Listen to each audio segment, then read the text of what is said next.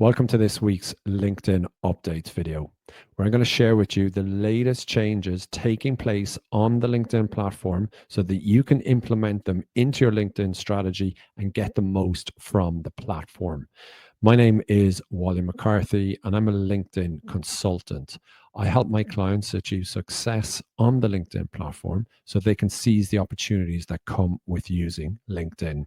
The first two updates I have for you this week are focusing in on gaming. So the first one is to do with LinkedIn gaming leaderboards.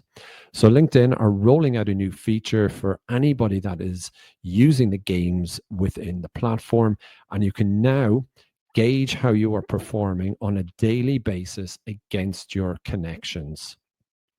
LinkedIn have really been focusing in on gaming over the last few months, and they are now focusing in on the leaderboard, but also rolling out another new game called Mini Sudoku. So this is going to be rolled out in the coming weeks, and it'll add to the further engagement that people are getting within the gaming feature on the platform. Personally, it's not something I use on the LinkedIn platform, but it seems to have a high level of engagement, and LinkedIn seem to be putting a lot of focus on the gaming feature within the platform. So if you're into the games, do check out these two new features, one being the game and the second one being that daily leaderboard. The third update I have for you is to do with engagement and pods and the way things are being automated on the LinkedIn platform. So as you might be aware, there's a lot of automation taking place on the platform, and there's also pods taking place from an engagement perspective. So pods are basically a group of individuals that like and support each other's content. And LinkedIn are aware of these two things taking place on the platform because it's coming across as kind of negative feedback for them, and they're acting on it. And what they are doing is they are actually closing people's accounts if they notice that they are using automated engagement or are involved in pods, because they're seeing this as a breach of the terms of service. So if you are using any sort of automation on LinkedIn, I would advise you to reconsider doing that, because it could impact your access to the account, because LinkedIn are actively closing accounts that they have identified using auto engagement and involved in pods. The next update I have for you, number 4 this week, is to do with the updated achievements and these new animations. So LinkedIn are rolling out animations when it comes to people sharing celebrations or achievements on the platform. Previously, it was more of a template visual.